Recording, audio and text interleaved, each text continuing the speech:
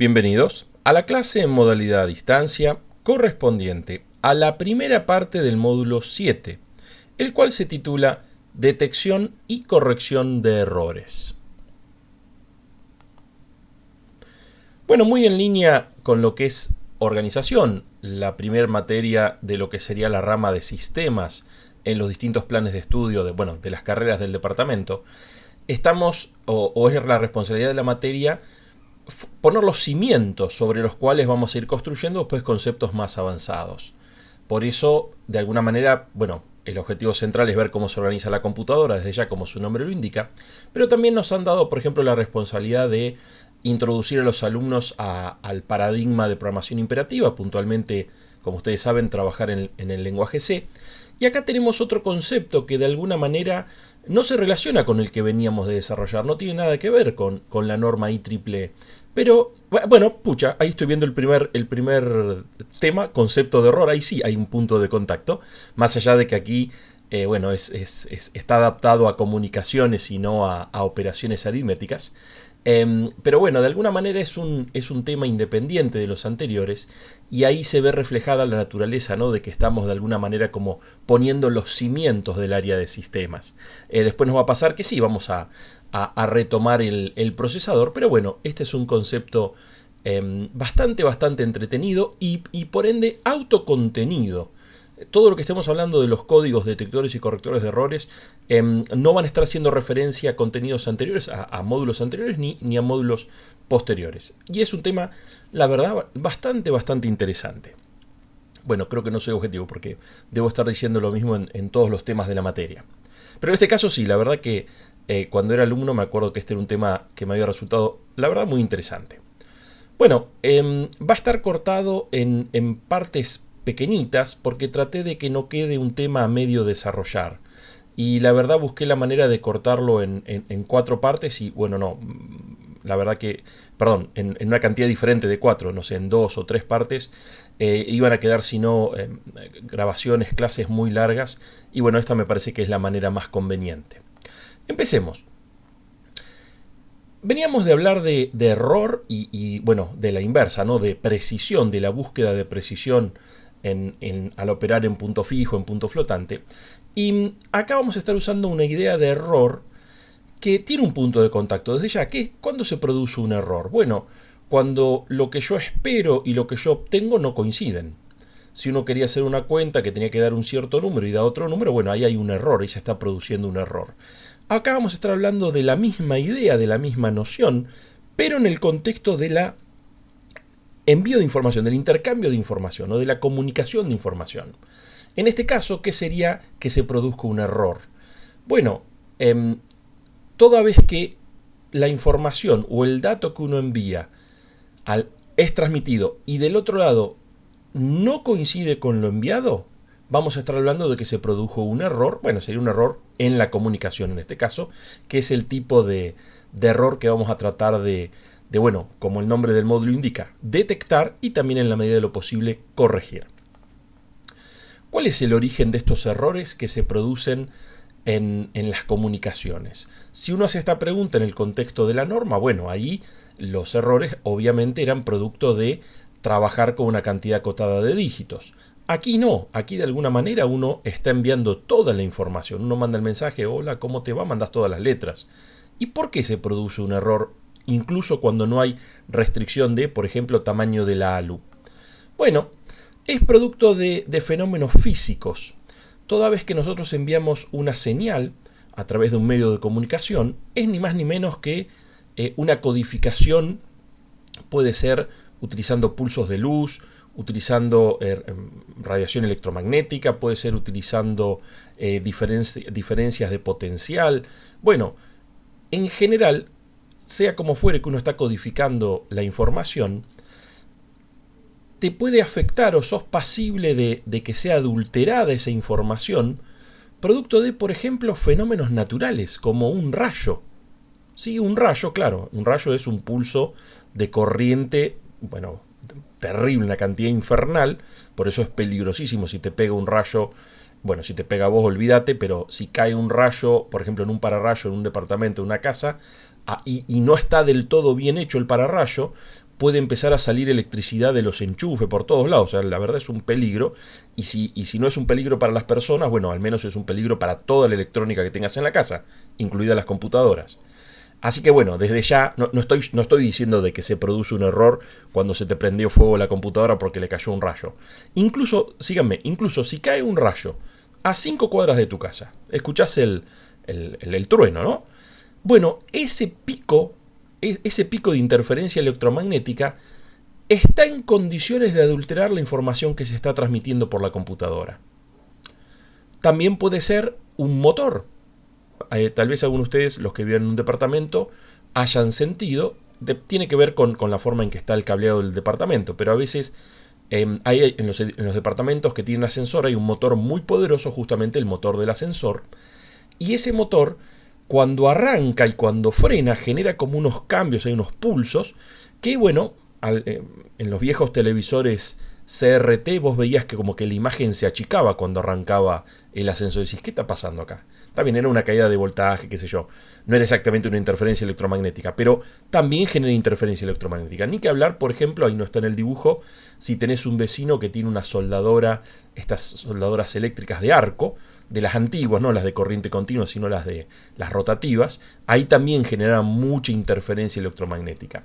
Tal vez la interferencia que generan ahí, lo que señalan las líneas de corriente, lo hayan notado alguna vez si vienen escuchando, no sé, la radio AM, FM en el auto, no un Spotify. Y cuando pasás por debajo de los cables, nosotros tenemos unos cables que salen ahí de nuestra central, la Luis Piedrabuena, y cruzan justo la ruta que va, no sé, a Punta Altamonte, y notás que se corta por un segundito la radio. Bueno, la señal de la radio también está enviado justamente usando una codificación, una onda electromagnética, y desde ya es interferida por el campo magnético que generan los cables que salen de la central, porque bueno, son cables que llevan muy alto voltaje, como 300.000 voltios, qué sé yo. Así que la tenemos muy complicada, ¿no? Porque bueno, rayos puede haber en cualquier lugar del planeta, cables de corriente, obviamente, ojalá haya, si no hay cables de corriente, menos va a haber computadoras que sean afectadas, ¿no? O sea, es como que no lo podemos evitar, estamos rodeados de interferencia. Me ha pasado, creo que en alguna de las clases, que me había quedado el celular cerca de los parlantes, cerca del micrófono y se escuchaba. Yo cuando lo grababa no se escuchó, después cuando lo reproduje, ya había grabado como 2 horas, se escuchaban como unos cliquidos, bueno, era justamente el ping que hace el celular a la antena, y se interfería, esa señal del celular se interfería con el cable del micrófono.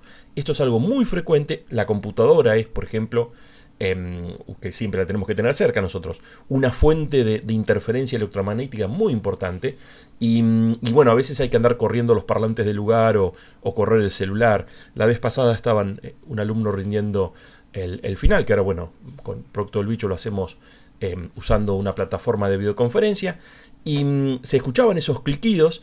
Y le digo, che, ¿tenés un teléfono cerca? Y me dice, no. Y después abajo de un papel estaba el celular que interfería, no sé, con el micrófono, con la cámara o con el Wi-Fi o qué sé yo. Así que esto es un problema al que no lo podemos evitar. No es que nos podemos ir a la montaña y evitar, porque hasta en medio de la montaña te pueden caer rayos y qué sé yo. Así que generalmente los errores son producto de la interferencia o del propio ruido de fondo. También pueden ser producto de la atenuación de la señal. Habrán notado que, por ejemplo, a medida que nos alejamos de la antenita del Wi-Fi, las barritas se van achicando, cada vez son menos barritas, y si nos alejamos lo suficiente, directamente te perdés la conexión. Pones conectarse al access point y no te aparece en el listado si estás lo suficientemente lejos. Bueno, esa es lo que se denomina atenuación de la señal. La señal se va disminuyendo la fuerza que tiene. Si quieren pensarlo, una analogía válida es si por ejemplo estuviéramos en el aula, yo estoy en el frente hablando, dando la clase, y ustedes se empiezan a alejar, y bueno, cada vez se escucha más suave la voz, producto también de la atenuación de la señal. En este caso, la señal sería la voz del profesor, y en algún punto vos ves que por ahí mueve los labios o pasa la transparencia, pero ya no se escucha nada. Así que si uno está muy lejos o a punto de quedarse ya sin la señal, con muy poquitas barras del Wi-Fi, es razonable que te manden un 1 y llegue como un 0. O sea, que se produzca lo que acá denominamos un error, ¿no? Cuando lo enviado no coincide con lo recibido. Desde ya también Hay otra fuente de errores que tiene que ver con la sincronización. Esto es algo que se produce cuando estás enviando un dato desde una computadora a otra computadora. ¿Por qué? Bueno, porque cada computadora tiene su propio reloj. Es verdad, es como si, no sé, uno mira en el celu, bueno, para que sirva, pues si miramos en el celu, la señal de reloj de los celulares son las torres del celular y bueno, eso está sincronizado. Si uno usara un reloj pulsera o dos relojes pulsera, tal vez, claro, uno asume que cuando en el cronómetro de un reloj marcó 5 minutos, en el otro reloj también marcó 5 minutos. Pero esto no es así. Sobre todo si empezamos a mirar las milésimas de segundo. ¿Por qué? Bueno, porque la señal de reloj de los artefactos eléctricos es un cristal piezoeléctrico de silicio, no sé, no soy electrónico, pero digamos, es una fuente física.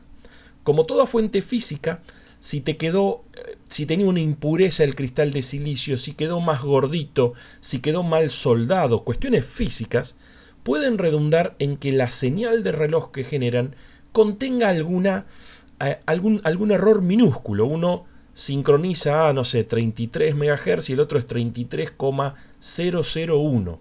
Uno diría, bueno, es lo mismo. Sí, es lo mismo cuando estamos queriendo medir, no sé, los 90 minutos de un partido, ¿no? O no sé, los 60 minutos de un examen o una cantidad en la cual un 0,0001 de segundo no te afecta. Pero las computadoras, producto de que van a tan alta velocidad, para que la transmisión, y vieron que cada vez es más frecuente, ahora antes tener, 256K de conexión era buenísimo, después tener 1 mega era buenísimo, después tener 5 era buenísimo, ahora después en algún momento tenías 15, 20, ahora te venden 100, y dentro de unos años tener 100 no te va a servir de nada, 100 megas digo, 100 megabits, no te va a servir de nada, porque constantemente demandamos mayores velocidades, y cuanto más rápido es la conexión entre computadoras, como que en la unidad de tiempo, en un segundo, tenés que enviar más información. O sea, tenés en un segundo que enviar una gran cantidad, millones de unos y ceros. Entonces, cuando estamos exigiendo las conexiones, ese pequeño error que antes era despreciable para medir 45 minutos o 90 minutos un partido, se torna mucho más relevante. Porque ahora, ¿cuánto tardás en enviar un bit? Bueno, 0,00001. ¿Y cuánto era el error? Ah, era 0,00001. O sea, ahí el error se agiganta, producto de que el tiempo que te insume enviar cada uno de esos bits, cuando tenés que mandar millones de bits por segundo, cada vez es más pequeñito. Entonces, ahí surgen problemas de sincronización, porque por ahí uno dice, el emisor le dice, mira, yo si te pongo la señal, te doy este patrón durante, 0,001 segundos es un 1. En cambio, si te hago este otro patrón durante 0,001 segundos es un 0. Y ahí ese pequeño desfasaje entre emisor y receptor puede hacer que el emisor mande un solo 1 y que el receptor lo lea como 2 unos. ¿Sí? Porque su reloj iba más rápido, simplemente por eso. O que cada tanto se te piante, te corres un poquitito de la sincronización y en lugar de leer el próximo dato, el próximo bit, lees de nuevo el anterior. Porque el receptor, por ejemplo, estaba acelerado. O lo mismo al revés, si estaba acelerado el emisor, por ahí cambió y del otro lado no se registró. Así que los problemas de sincronización también son una fuente una fuente de error para que, digamos, lo enviado no coincida con lo recibido. Como verán, nos aparece por todas partes los errores en la comunicación, sobre todo involucrando computadoras. Y para colmo tenemos una más. Esta se aplica a las señales inalámbricas. Se aplica a lo que se denominan los enlaces no conducidos. Si es una señal que va por un cable, el cable es como la guía y la información va haciendo como una fila india por adentro de ese cable. Pero cuando hablamos de, por ejemplo, Wi-Fi, el Wi-Fi no hay un cable que conecte, justamente es inalámbrico, no hay alambres. No hay un alambre que conecte la antena con la computadora, el receptor, la tableta, el televisor, lo que fuera. Entonces la señal, para colmo, se usa por lo general esas antenas palito, quizás las hayan visto. A veces, algunos access point te la dejan ver, otros la tienen escondida dentro de la carcasa, pero bueno, Habrán visto alguna vez de esos que tienen como cuernitos atrás. Esos cuernitos son las antenas y son como palitos. Y bueno, las antenas tipo palito no son como, no sé, los satélites, ¿no?, que tienen esa forma como redonda o la propia antena, no sé, de DirecTV. Las antenas palito son antenas omnidireccionales. La señal sale para todos lados. Si uno tiene un satélite, esas antenas satelitales, mejor dicho, son antenas en donde la señal va para un solo punto. Son como que concentran la señal. De nuevo, acá nos haría falta un ingeniero electrónico para que explique estos conceptos con más propiedad. Pero bueno, desde computación con simplemente ver de qué la va, me doy por satisfecho. Digamos, con que ustedes alcancen a reconocer que acá tenemos un problema, después sí nos concentramos en la solución, que es algo mucho más propio de nosotros. La vamos a estar trabajando en algunos casos incluso a nivel de software. Bueno, ¿qué es esto de la propagación multicamino? Como la antena es omnidireccional, la señal va para todos lados, a veces rebota, a veces atraviesa la pared. Es verdad que uno puede conectarse al Wi-Fi a través de una pared, pero una partecita de la señal rebota en la pared, otra partecita rebota en el piso, una gran parte rebota en los espejos. Increíblemente, uno se imaginaría, bueno, la señal rebota como la luz. No, rebota del lado de atrás del espejo. Es una cosa, estoy para insertar el meme ese que le explota la cabeza al tipo, ¿no? Porque es una cosa rarísima. Rebota del lado de atrás de los espejos. Y voy a decir, pero pará, si el lado de atrás del espejo no lo veo. Bueno, pero acordate que la señal Wi-Fi atraviesa las paredes. Entonces, si tenés un baño con algún espejo, el Wi-Fi atraviesa la pared, le pega al lado de atrás del espejo que está en el baño y vuelve a rebotar para el otro lado. ¿Qué estoy diciendo con esto? El hecho de que la antena sea omnidireccional hace que haya muchos rebotes, como muchos ecos. Y a veces terminás teniendo problemas de conexión, problemas de comunicación, errores, sin tener fenómenos de la naturaleza, sin que haya una tormenta eléctrica, sin que vivas en un edificio, sin que pase cables de corriente de alta tensión cerca de tu casa, incluso en situaciones idílicas, producto de la propagación multicamino, de ese eco que se arma. Si se intensifica lo suficiente, haría que sea muy complicado detectar el mensaje original. Por ende, el mensaje recibido hay alta chance de que no coincida con el enviado, que es de lo que estamos hablando, que se produzca un error.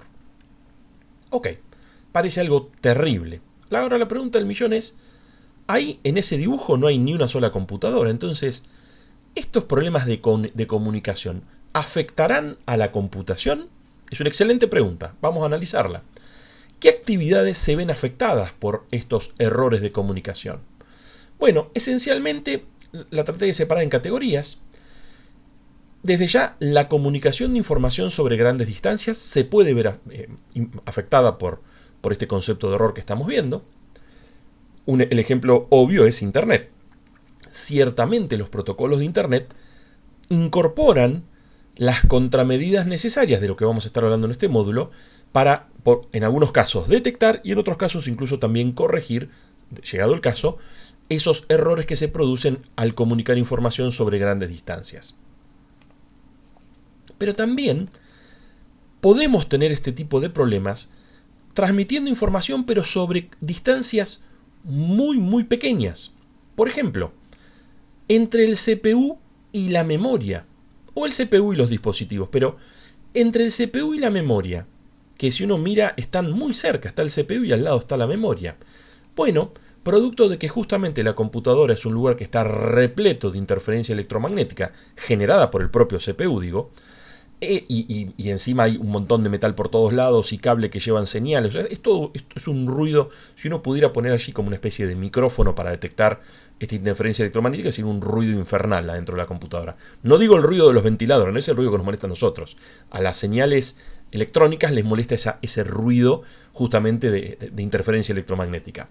Y en algunos, por ejemplo en los servidores, se utiliza memoria. Se la llama memoria registrada, que es memoria que tiene códigos detectores de errores y códigos correctores de errores. Producto de que en esa conexión, aunque sea pequeñita, se pueden producir errores y bueno, en una computadora que no tenga estas memorias que corrigen errores, simplemente se informa el error y bueno, por ahí te avisan de que cambies el módulo, se asume que por ahí es un error de hardware. Vamos a hablar de este punto tal vez cuando estemos presentando justamente los códigos, no solo los detectores. Vamos a empezar por los códigos que detectan errores, y después vamos a estar hablando de los códigos que no solo los detectan, sino que además los corrigen a los errores, que sería, por ejemplo, lo que se usa en esa memoria. Se la llama memoria registrada, les decía, o SC, que bueno, es la sigla de código corrector de errores en inglés. Bueno, también se nos pueden presentar estos problemas, estas diferencias entre lo que envié y lo que recibí, en lo que se denomina el almacenamiento en dispositivos no confiables, o dispositivos, bueno, los disquetes, los discos flexibles, si es que los llegaron a usar. Podríamos pensar que podría ser no fiable también un pendrive, en el sentido de que lo puedo perder. Hoy en día son tan pequeñitos los pendrive que por ahí me lo dejé puesto en la computadora, no sé, en el trabajo, y alguien se lo afanó, o lo metí en el bolsillo y cuando saqué la billetera se cayó. Digamos, eso también funcionaría. Claro, no tiene que ver con las fuentes de error que decíamos recién, pero el hecho de que vos grabes algo en un dispositivo y que después no puedas recuperar esa información, ya sea porque los disquetes, por ejemplo, no sé, ustedes seguramente son muy jóvenes, no sé si los han llegado a usar en cantidad. Era muy práctico meter los disquetes en el bolsillo del vaquero, pero claro, los disquetes son flexibles, es como una cosita de plástico, aunque tiene como una cajita por afuera, pero flexible esa cajita. Y si lo ponías en el bolsillo del vaquero y te sentabas en cualquier lado, cuando lo sacabas estaba totalmente arqueado, eso no servía más. O sea, ahí también tenemos un concepto de error. Va a ser un error de lectura seguramente, porque cuando tratás de acceder a la información en ese disque que quedó todo a la miseria, no lo vas a poder acceder. Puede llegar a ser, sí, es verdad, puede llegar a ser como una categoría aparte, no es exactamente interferencia electromagnética, pero el no poder recuperar la información hace que también sea interesante, producto de que uno lo lee con error, hace que sea interesante pensar en agregar allí algún mecanismo de recuperación de errores. Y claro, así como tenemos estos dispositivos no confiables como los disquetes, tenemos también lo que se denominan los dispositivos de almacenamiento de información lábiles. ¿Qué es esa palabra lábil? Son como débiles. El ejemplo clásico es el CD, que tenés grabada, no sé, una colección de música que te gusta. Bueno, hoy en día uno, si tenés Bluetooth en el auto, directamente mandás Spotify y lo escuchás en los parlantes del auto. Pero hace unos años atrás, bueno, cuando todavía no había surgido Spotify, uno lo que hacía era por ahí, grababas en un CD esa música que te gustaba escuchar, o te comprabas el CD también, ¿por qué no? Y uno lo tenía en el auto y escuchabas la música en el reproductor de CDs del auto. Pero claro, uno solía tener, después se inventaron los reproductores de CD con múltiples bahías que te aceptaban varios CDs. Por ahí el más básico tenía un solo CD y vos tenías 2 o 3 para escuchar. Entonces, ¿qué tenías que hacer? Ponías uno, sacabas el otro y bueno, siempre te quedaba uno fuera del aparato y uno no tenía mejor idea que tirarlo ¿dónde? Arriba del tablero, ahí es el torpedo, no sé cómo se llama, ¿no? Donde está por arriba del tablero del auto.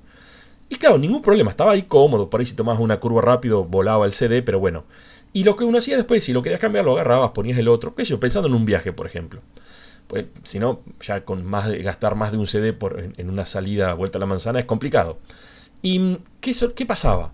Si bajabas 5 minutos a, no sé, a cargar nafta, por ejemplo, en un viaje, y te quedaba el CD ahí, justo donde le da el sol, cuando volvías, el CD, de ser un disco plano, como tiene que ser, es un disco plástico plano, se transformaba en, no sé, en un freebie, una cosa ovalada, una cosa muy rara. Ciertamente no entraba más en la compactera, y si lo lograras hacer entrar, mala idea, si lo lograras hacer entrar, ni de casualidad iba a poder leer información. ¿Por qué? Porque bueno, el sol hacía como efecto invernadero, calentaba a 50-60 grados y con eso alcanzaba para que se deforme el plástico del CD. Por eso decimos que son dispositivos débiles. Lo mismo que les contaba el ejemplo del CD, te puede pasar lo mismo con un DVD o con un Blu-ray. Otra cosa que te suele pasar es, venís con un CD de datos, por ejemplo, y lo querés meter en la compactera, si es que uno todavía tiene compacteras, y cuando abrís la compactera, justo había otro CD ahí. Entonces tenés, y obviamente la cajita no la tenés, ¿no? Tenés un CD, no sé, con su sobre, o la cajita o lo que fuere, y después sacás uno de la compactera. Y como que no te faltan manos, ¿no? Necesitas poner en algún lado, y uno que hace, ¿cómo apoyás el CD? Bueno, vieron que el CD tiene un lado donde está la etiqueta, que está escrito qué diablos tiene o qué sé yo, y del otro lado es plateado si es comprado o de algún color no sé, violeta, amarillo, verde, hay muchos colores, del otro lado. ¿Y de qué lado lo apoyaría uno? Bueno, la verdad que lo apoyes del lado que lo apoyes, estás en problemas. Si lo apoyas del lado que tiene la etiqueta, de ese lado están los unos y ceros.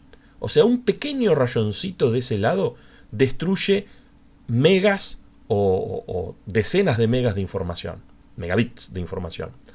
Vieron que cuando uno va a escribir en el CD siempre dicen, bueno, si prestaron atención, dicen tenés que usar, no uses viromes que tengan bolita en la punta, usá uno que tenga fieltro en la punta, ¿no? Como si fuera una fibra en lugar de ser una virome. ¿Por qué?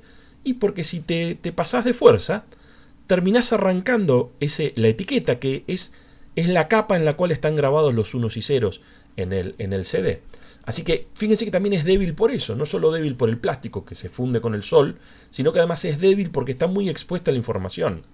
Y uno dice, bueno, lo escuché al profe que decía que del lado de la etiqueta es peligroso, entonces si no tengo el sobrecito y lo voy a apoyar sobre la mesa, lo apoyo del lado plateado, del lado que se ve dorado, violeta.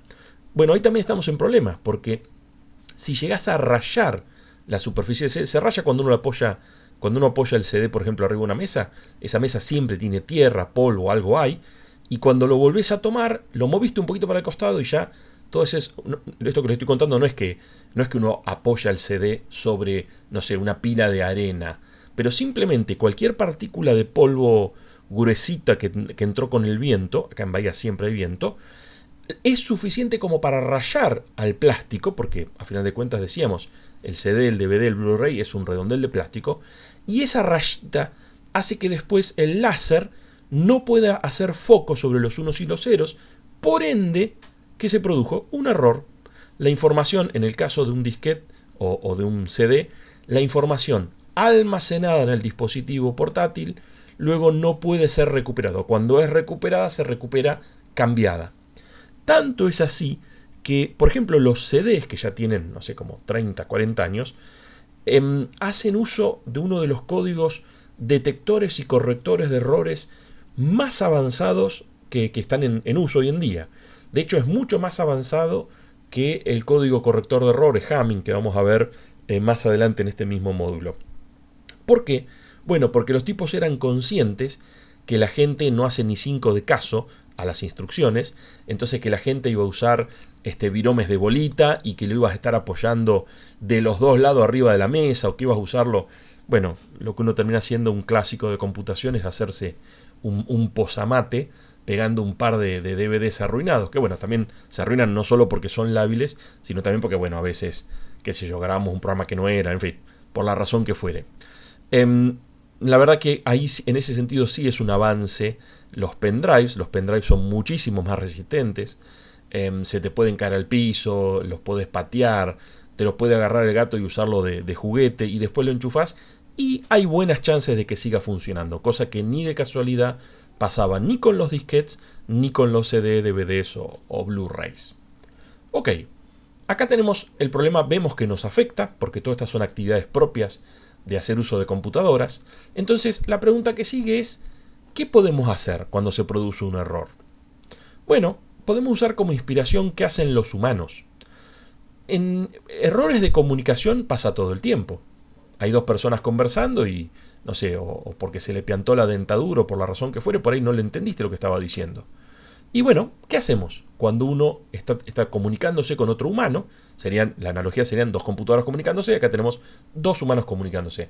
¿Y qué hacemos entonces para contrarrestar estos potenciales errores? Es verdad, no es que por ejemplo, la interferencia electromagnética de un rayo no afecta a la capacidad de entender o de hablar, ¿no? De emitir la información o de recibirla. Pero sí el ruido puede hacer que no escuche lo que te dijo la otra persona, sobre todo si no sabes leer los labios. Así que noten que a pesar de que no somos lo mismo que una computadora, también de alguna manera esos fenómenos, ¿no? Si el ascensor hace mucho ruido, por ahí no puedes hablar, digamos, ese tipo de cosas, la analogía es relativamente buena. Así que arranquemos por este lado. ¿Qué hacemos nosotros como humanos para contrarrestar la aparición de los errores en nuestras comunicaciones? Un ejemplo, venís hablando por celular. Y pasamos, como les decía, abajo de líneas de alta tensión, ahí se corta la señal por un momentito del celular, o en Buenos Aires si te tomas el subte, en algún punto deja de funcionar, porque claro, estás bajo tierra, un montón de metros bajo tierra.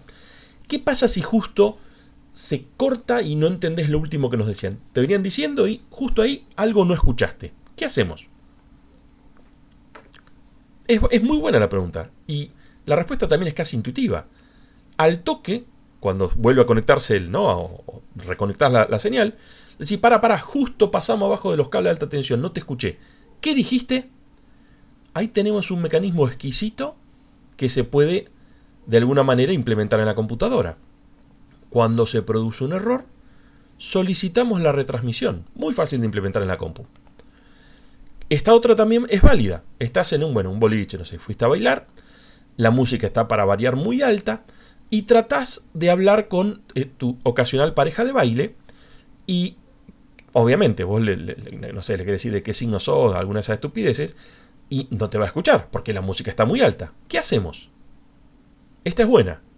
Esta es buena porque también de alguna manera se puede hacer la analogía. Bueno, lo que hacemos es una cosa muy criminal porque hay dos opciones. Una sería acortar la distancia. Si vos acortás la distancia, se achica lo que hablábamos de la atenuación de la señal, ¿no? El ejemplo del profesor, si te habías alejado mucho ya no lo escuchabas, pero claro, si vos te acercás y te sentás en la tarima, se escucha pero fenomenal, se escucha bien. O sea, acercar la distancia es una contramedida exquisita, funciona también para las computadoras. Evitar que sea muy larga la comunicación, las acercás, vamos a disminuir la tasa de error. Y hay una segunda posibilidad, que sería amplificar la señal, darle más intensidad a la señal. Funciona para las computadoras. De hecho, en algunos access point, por ejemplo, le podemos controlar de que le dé más fuerza a la señal o te compras el rompemuro, qué sé yo, y de esa manera llegás más lejos con la señal. Y en el caso de los humanos, ¿cómo sería amplificar la intensidad de la señal? Sería subir el tono de voz, gritar, ¿no? Hablar más fuerte. Ahora, les decía, solemos hacer algo que es muy criminal. Creo que lo he hecho y me lo han hecho, así que he estado de los dos lados.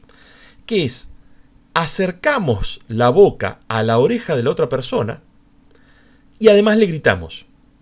Y no importa que esté la música todo lo que hace. Si vos te le metés en la oreja a alguien y le gritas, le vas a hacer pelota la audición. Porque claro, es como que se potencia por partida doble, ¿no? Acortaste la distancia y además incrementaste la intensidad. Una cosa, como les decía, criminal. Gracias a Dios, por suerte ahora están los celulares y bueno, antes era por ahí importante que el mensaje llegue si te estaba diciendo el número de teléfono fijo. Cambio ahora, directamente puedes hacer que te mande, no sé, un WhatsApp o un SMS o lo que fuera, y ya ahí entonces tenés la información de contacto. Uno supuestamente estaba interesado en no perder la información de contacto si la habías pasado bien con esa ocasional pareja de baile. Así que ahí tenemos otro mecanismo que también puede ser extrapolado a las computadoras. ¿Y qué tal esta? A mí me gustan mucho las películas de la Segunda Guerra Mundial, que yo Salvando al Soldado Ryan, ese tipo de películas. Y por ahí hayan visto, cuando hay un grupo de soldados y está peleándose con el enemigo, ¿no? Generalmente son, no sé, los aliados con los nazis, qué sé yo. Y solicita un ataque aéreo o un ataque de artillería. ¿Cómo pide? Vos no es que hablas por la radio, porque claro, en la Segunda Guerra Mundial no había celulares, qué sé yo, entonces no había GPS, por ejemplo, no había satélites. Entonces vos te comunicás por una radio, la radio está ahí en medio donde están los tiros, estás como agazapadito. Es más, en Soldado Ryan agarra la radio, estaba así hablando, y dice, y no sé qué le va a pedir, le metí un tiro al tipo lleva la radio como una mochila. Entonces, digamos, es un lugar incómodo para hablar. Y no es que te podés decir, che, paren, no hagan ruido. No, pues son los alemanes, te están queriendo reventar. Justamente era, por ejemplo, Soldado Ryan era cuando hacían el desembarco en Normandía, imagínense. Entonces, vos necesitas precisión. ¿Y por qué necesitas precisión? Porque si viene un tipo en el avión a tirar bombas, la verdad que las personas son como hormigas, son muy chiquititas. Y vos desde arriba le tiras la bomba. Entonces es muy importante la precisión. Porque puede pasar lo que se llama fuego amigo, que es cuando sin querer le tiras una bomba a tus propios soldados, que no solo es terrible, estás matando a tus amigos, sino que encima le estás haciendo caldo gordo a los nazis, o al enemigo de turno. Lo mismo con un ataque de artillería. Las artillerías en la Segunda Guerra Mundial estaban ubicadas a fácil 20 kilómetros de distancia. A 20 kilómetros de distancia vos ya no ves nada. Aunque estés usando largavistas, no se ve nada. Entonces vos necesitas tenés un mapa y te canta el tipo desde la trinchera, te dice como en una grilla, el mapa tiene una grilla por encima y te dice, no sé, B5, como si fuera la batalla naval, ¿no? Te dice, bueno, por favor tiren, hagan un ataque de artillería en B5. Ahora bien, B5 está el enemigo, pero por ahí en B4 están tus soldados. O en C4, ¿no? O sea, está el enemigo, pero muy cerca están, porque así funciona la guerra, ¿no? Llega un punto en donde se llegan a pegar tiros y ahí frenan y está realmente muy cerca el enemigo de los aliados. Y ahí es súper importante que no se produzca este error, porque lo que menos querés es favorecer al enemigo y encima matar a tus amigos, a tus compatriotas. ¿Y de qué manera se pasa la coordenada? No se le dice A5, B2, D7. Lo terminan diciendo de una manera especial. Si una vez vieron y prestaron atención en las pelis de guerra, no se dice A, se dice alfa. No se dice B larga, se dice bravo. No se dice C, se dice Charlie. Bueno, de hecho hay están cada letra del alfabeto traducida a una palabra. Esto que les digo es de cómo lo usan los norteamericanos. Yo creo que en Argentina también tenemos uno y tal vez las palabras sean otras. Pero bueno, fíjense lo que estamos haciendo. A una letra la transformamos en una palabra entera. ¿Por qué? Y porque cuando decís B, D, C, E, son todas como suena parecido. En cambio, si vos decís bravo o decís Charlie, la verdad que son muy diferentes. Pero prestemos atención a lo que estamos haciendo. Estamos agregando información extra, ¿no? Porque de ser una B, ahora es bravo. Se agregaron más letras. O sea, hacemos una palabra en lugar de una letra. ¿Esa información adicional sirve de algo? No, porque lo importante es la B larga, ¿no? Si te dicen delta, lo que importa es la D. Todas las demás letras no importan. ¿Pero para qué están? Ah, bueno, estaban ahí para que no te confundas con otra palabra. O sea, no te confundas con otra letra. Entonces, fíjense lo que estamos haciendo. Agregamos, en la jerga decimos redundancia, algo adicional que no me sirve de nada. ¿Y para qué lo agregamos? Bueno, lo agregamos para... Buena pregunta, ¿para qué lo agregamos? Para que sea más fácil detectar si se produjo un error en la transmisión. Porque si yo entiendo que dijo Charlie, no sé, la C de Charlie sonó a T. Medio que me doy cuenta que Charlie no es ninguna palabra. De hecho, T creo que era tango. Entonces, entre tango y Charlie es cualquier cosa. Cuando le agregas la redundancia, es muy fácil detectar si se produjo un error. Llegado el caso, le pedís la retransmisión o medio que te das cuenta. Cualquier cosa que suena a Arlie va a ser Charlie. ¿Sí? Es como que noten que esa redundancia me ayuda para dos cosas. Por ahí me estoy adelantando. Me ayuda para detectar el error. Me estoy adelantando a lo que hace el resto de este módulo, ¿no? Estoy pudiendo detectar el error, pero también con la redundancia, tal vez con suerte tenga chance de corregirlo. Si estamos hablando de que hace un ataque de artillería y vos escuchaste una cosa media rara, le decís, no, decímela de nuevo. O inclusive hay protocolos del tipo, por ejemplo, en los barcos, creo que en los submarinos también, cuando un oficial da una orden, el que recibe la orden después la tiene que repetir. Creo que, por ejemplo, escuché que un muchacho de los pilotos de Malvinas contaba de que lo hacían de esa manera. Cuando te daban la orden, vos la tenías que repetir. ¿Y qué es eso de repetir? Es al cohete repetirla. Si ya la recibiste, ¿para qué la repetís? Bueno, al repetirla, el que envió la información verifica si te llegó bien. O sea, es un mecanismo, de nuevo, usando redundancia para mejorar la calidad de la conexión. Todas esas ideas se pueden absolutamente extrapolar a la computadora sin ningún problema. Bien, entonces tenemos contemplado estas alternativas de qué podemos hacer, inspirados en qué hacen los humanos, y la verdad que los errores están. Hay tres caminos para vivir con los errores, para contrarrestar el efecto de los errores. Un poco es lo que veíamos recién. Una primera alternativa es aceptar que se produzcan los errores. Si uno está escuchando, por ejemplo, el relato de un partido y se te pierde una palabra que dijo el relator, ¿importa? Y a menos que haya sido, no sé, el nombre del tipo que expulsaron, el nombre del tipo. Normalmente los relatores hasta pueden poner, ¿no?, en mudo el televisor y seguir viendo el partido lo más bien. Ahí sería un ejemplo en donde podemos decir, ¿sabes qué? puede producirse un error, pero la verdad no me preocupa. En el caso, lo llevamos a la computadora. Si estás, por ejemplo, viendo ese partido, o por ejemplo en este caso, estás viendo la clase haciendo streaming desde YouTube, y se llega a piantar un píxel de la pantalla. Técnicamente es un error. Era algo que desde el video de YouTube no estaba, y después cuando lo recibiste vos tenía ese píxel piantado.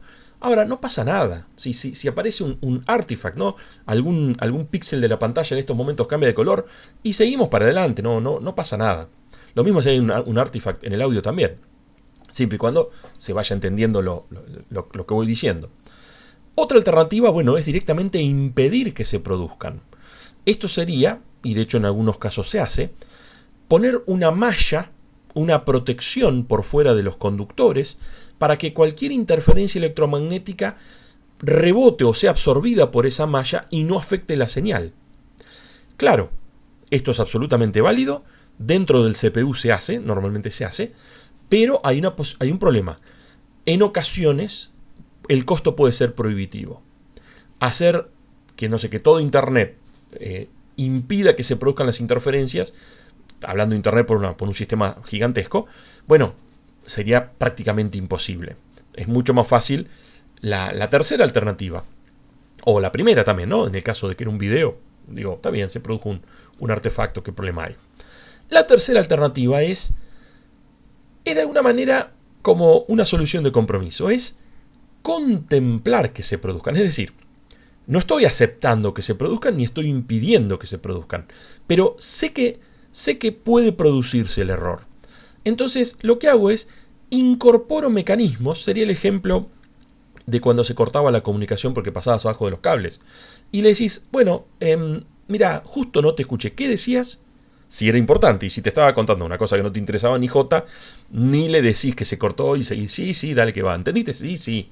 Digamos, lo vamos manejando, pero noten cómo allí no estamos sobre la marcha. Vamos viendo si lo aceptamos o si hacemos algo al respecto, por ejemplo, solicitar la retransmisión. Bueno, en el caso de ir por ese último camino, que es contemplar que los errores se pueden producir, y bueno, vamos viendo si pedimos la retransmisión o no. Bien, lo que vamos a hacer es incorporar un mecanismo que cancele el impacto del error. ¿Cuáles son los mecanismos que podemos incorporar a la comunicación? Bueno, se clasifican en dos.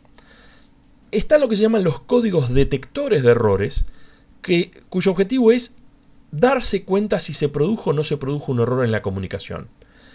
Y nada más, de ahí en más después uno hará lo que tenga que hacer. Digamos, si era importante que la información llegue bien y detecto que se produjo un error, lo que vamos a estar haciendo es, vamos a estar incorporando a nivel de protocolo la solicitud de retransmisión.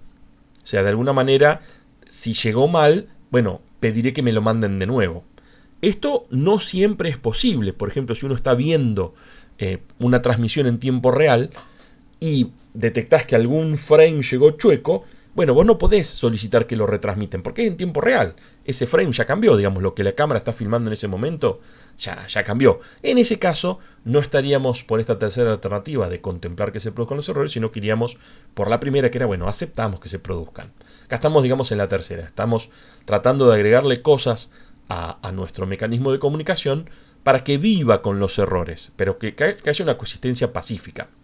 La segunda alternativa, y de acá, bueno, justamente son el nombre del módulo, es códigos correctores de los errores, que no solo se dan cuenta si llegó algo mal, sino que además si llegó mal, lo arreglan sin necesidad de solicitar la retransmisión. Esto que parece rayano a la magia, bueno, van a ver que con un poquito de teoría y gracias a que estamos en el contexto de una electrónica digital biestable y qué sé yo, es un poco más fácil de lo que uno a esta altura del partido se hubiera imaginado. Ok, entonces comparemos detección de errores con corrección de errores. Bueno, un código detector lo que hace es agrega redundancia, como cuando transformábamos las letras de la grilla en palabras, y esa información adicional te va a ayudar a darte cuenta si se produjo o no un error durante la transmisión. ¿Y en qué cambia cuando vamos a un código corrector de errores. Detector es el de recién. Bueno, lo que hacemos es no solo incorporar información adicional para detectar que se produjo el error, sino además tener la certeza de en qué lugar se produjo el error. Y uno dice, pará, si yo te digo, en este lugar hay un error, digamos, un código detector te dice, hubo error. En cambio, un código corrector te dice, hubo error en esta posición de acá. Y ya con esa información, nada más que con esa información es suficiente para saber cómo era el mensaje original. Uno dice, pero para, ¿cómo? Solo porque sabes que la tercera letra está mal, ¿ya tenés la certeza de cuál era el mensaje original? Sí. Recuerden que estamos transmitiendo información digital, ceros y unos.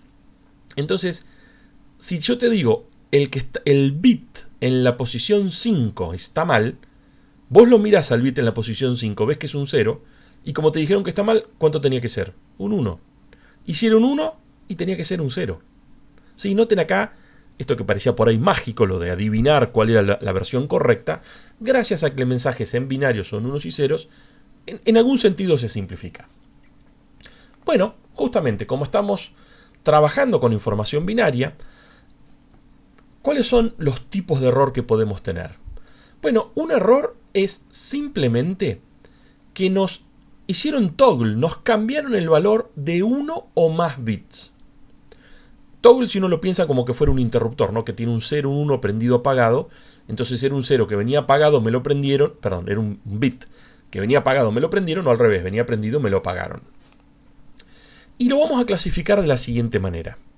Por un lado tenemos los errores a nivel de bit.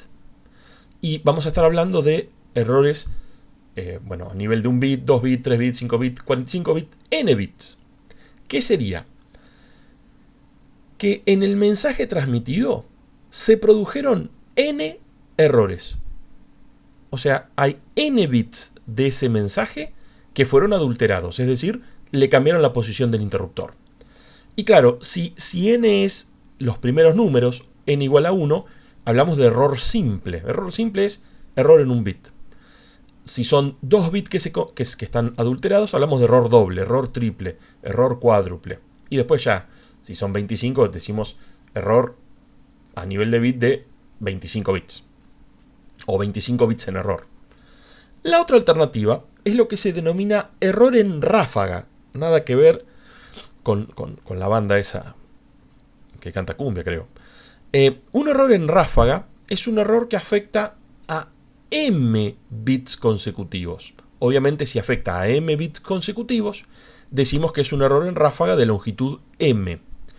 ¿Y por qué lo distinguimos? En algún punto hay un punto de contacto entre error a nivel de bit y error en ráfaga. Vamos a ver más adelante con ejemplos. Los distinguimos porque la naturaleza es diferente. El error en ráfaga típicamente es un fenómeno natural. O sea, cuando empieza a caer el rayo, miren que el rayo como que, todos decimos que cae, en realidad va de la Tierra hacia las nubes. Pero cuando se produce el rayo, no dura 20 minutos, dura una fracción de segundo. Bueno, esa fracción de segundo, si estamos hablando de una conexión de una computadora, es suficiente como para que en esa fracción de segundo la compu haya intentado enviar miles de bits. Bueno, si obviamente ese rayo va a afectar esos miles de bits que fueron enviados con la mala suerte que fue en el mismo momento, bueno, ahí tenemos un error en ráfaga, posiblemente de 1000, 2000 o lo que fuera. Mientras que los errores a nivel de bits son errores más puntuales y se pueden producir, por ahí no por un fenómeno natural, no por un rayo, sino tal vez por un acople, el motor pasó un auto, los cables de, algunas de las otras fuentes de error que hemos estado repasando. Y allí, normalmente vamos a ver que hay códigos orientados a detectar o corregir errores a nivel de bit y otros que están orientados a detectar o corregir errores en ráfaga, porque de alguna manera le preguntas al electrónico amigo, en este canal de comunicación, ¿qué es más frecuente? ¿Errores a nivel de bit o errores tipo en ráfaga? Con respecto a los errores en ráfaga hay una particularidad. Como la información es binaria, te puede pasar que la información adulterada, por ejemplo, por el rayo, tengas la suerte de que, por ejemplo, un rayo te puede adulterar de una secuencia de información que uno está enviando, te pone todos los bits en 1, ¿no? Porque, no sé, el pico de corriente te los pone todos en 1. Es un ejemplo.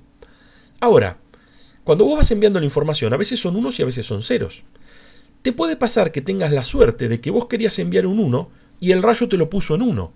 O sea, es un error ese 1, pero vos justo querías enviar un 1. ¿Me siguen? O sea, puedes tener la suerte, 50% de los casos, el error va a coincidir con lo que vos querías enviar.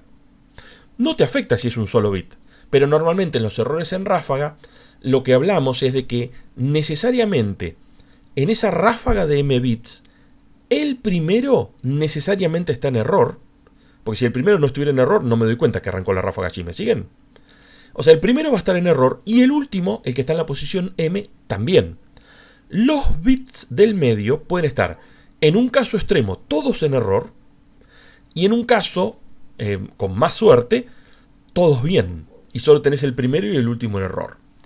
Ahí es donde les decía que por ahí se tocan errores a nivel de bit y error en ráfaga. Porque esa ráfaga afortunada en la que solamente el primero y el último están en error, puede ser una ráfaga de 10 bits, por ejemplo. El primero y el último están en error. Pero va a coincidir ese error con un error doble, porque solamente el primero y el último están en error. Pero bueno, como les decía, si voy por un código que detecta errores a nivel de bit o voy por un código que detecta errores en ráfaga, va a depender de la naturaleza de los errores en el medio que estamos usando de comunicación. Y si tenemos dudas, le preguntamos al electrónico amigo o googleamos, lo buscamos en la especificación, lo que haga falta. Ok, veámoslo con un ejemplo. Vamos a errores a nivel de bit. ¿Qué sería un error simple? Bueno, cuando tenemos un cierto dato y alguno de los bits, en este caso justo enviamos un byte, pero alguno de los bits que enviamos llega adulterado. En este caso, noten que todo como sale llega, salvo este de acá, que era un 0, y el rayo, no sé lo que fuera, me lo cambió a 1. Entonces ahí tenemos un error simple, o sea, un error a nivel de bit simple. ¿Cómo sería un error doble? Bueno, lo mismo. Obviamente que va a haber 2 bits que llegan mal. Acá vale la pena acotar que cuando estamos viendo por primera vez estas ideas, a veces hacemos trampa. De hecho, en esta misma transparencia ya estamos haciendo trampa. ¿Por qué? Porque tengo como la visión, no sé, de Dios sería, ¿no? Porque sé cómo salió y después veo cómo llegó. Normalmente, ¿cómo llegó? Sí, el receptor lo recibió y dice, mira, yo lo recibí así, 0, 0, 0, 0, 1, 0, 1, 0. Lo que el receptor no tiene forma de saber es cómo diablos era cuando lo enviaron. Porque si no, acá ni hace falta detectar, o sea, ya lo corregiste. Ah, yo sabía que tenía que ser un 0, entonces acá uno pongo un 0. Lo que va a pasar normalmente es habría que, no sé, con la palma de la mano tapar esto. Entonces vos recibís esto de acá y te tenés que dar cuenta de alguna manera que este 1 estaba mal. Esa es la esencia de un código detector. Entonces nos va a pasar, y a veces nos hemos tentado a como saber, a veces en el enunciado del práctico, uno dice, ah, mirá, era un 0010. Pero bueno, pará, hay que olvidarse cómo era cuando lo enviaron. Porque normalmente nos vamos a estar parando del lado del receptor para que sea más interesante el ejercicio. Y ahí, sin tener información extra, vamos a tratar de, usando, bueno, todo el dato que agregue el código en este caso detector o corrector, con esa información adicional ver si nos podemos dar cuenta si llegó bien, llegó mal, cambió algo, no cambió algo.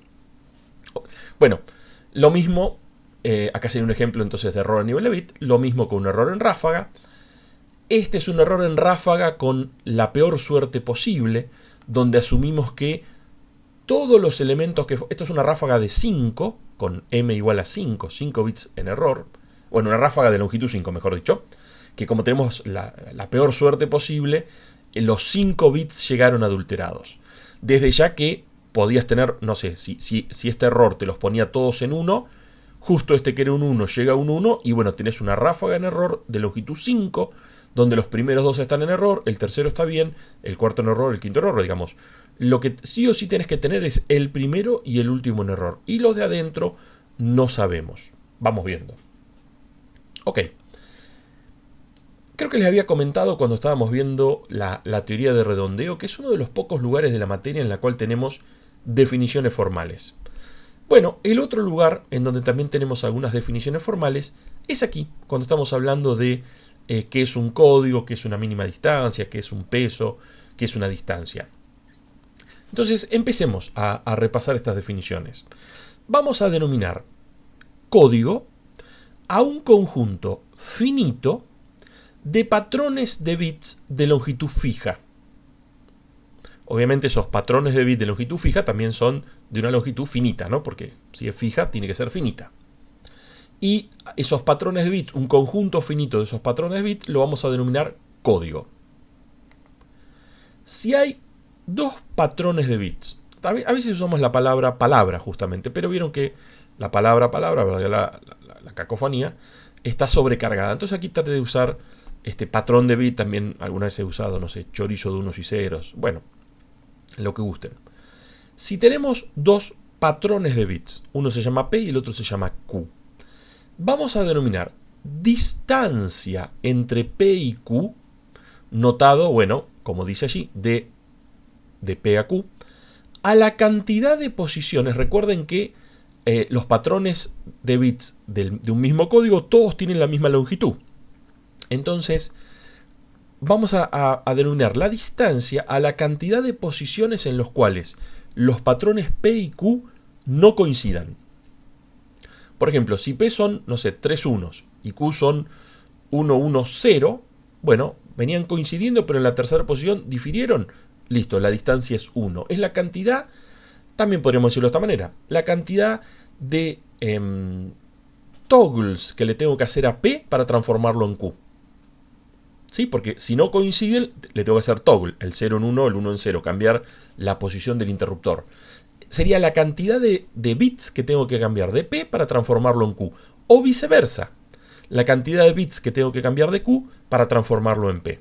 ¿Por qué? Porque bueno, la distancia es los bits en los que no coincide. Espero que lo vayan viendo. Acá me vendría muy bien ver las caras de ustedes, entonces veo si lo tengo que volver a explicar o podemos seguir. No lo podemos hacer. La ventaja que tienen es que si algún concepto de estos no quedó claro, bueno, lo retroceden la explicación y la vuelven a escuchar. Es verdad que cuando un profe reitera una explicación, trata de decirlo diferente, a ver si de esa otra manera funciona. En este caso, si retroceden, me van a escuchar decir lo mismo 1.000.000 de veces, las veces que lo vuelvan a escuchar.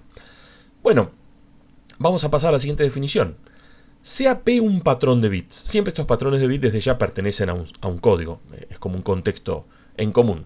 Vamos a denominar peso de la palabra P, notado W de P, justo, bueno, es en inglés. Bueno, lo saqué de un libro en inglés. La W es de weight, y de hecho la D también es de la palabra distancia en inglés. Justo tenemos la suerte que distancia en inglés es distance, o sea, se escribe también con D. En este caso, el peso de P es ni más ni menos que, vos mirás el patrón de unos y ceros y te fijas cuántos de los dígitos, de los bits, están prendidos. O sea, la cantidad de bits en uno de esa palabra. Ahí se me escapó la palabra.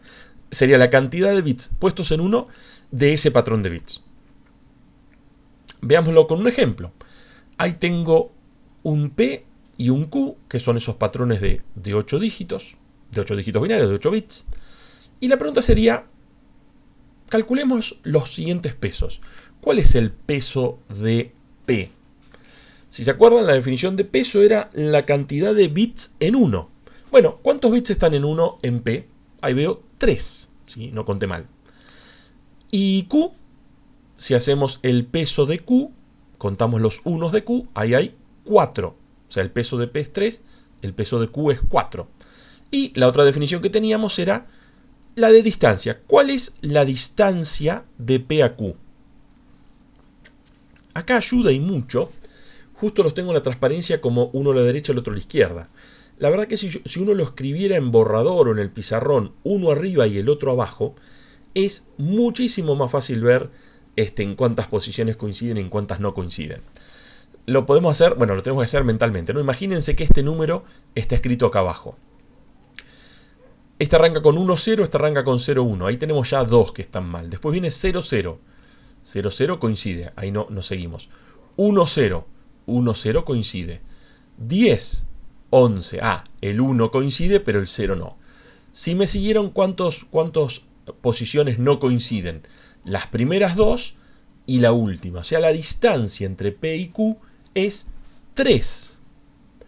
Bien, ¿Para qué servirán estas definiciones aparentemente ingenuas? Bueno, la verdad que son las dos. Bueno, sobre todo la de distancia es muy importante. Y la pista viene de la mano de lo que les decía hoy. La distancia sería la cantidad de bits que yo tengo que cambiar para obtener, dado P, obtener Q. Para cambiar a P, transformarlo en Q, o viceversa, para Q, transformarlo en P. En particular, el concepto más interesante, porque esto es entre P y Q, pero lo que es interesante es ver la mínima distancia, pero de un código, no entre dos palabras en particular. Recuerden que era un código, era un conjunto finito de patrones de unos y ceros.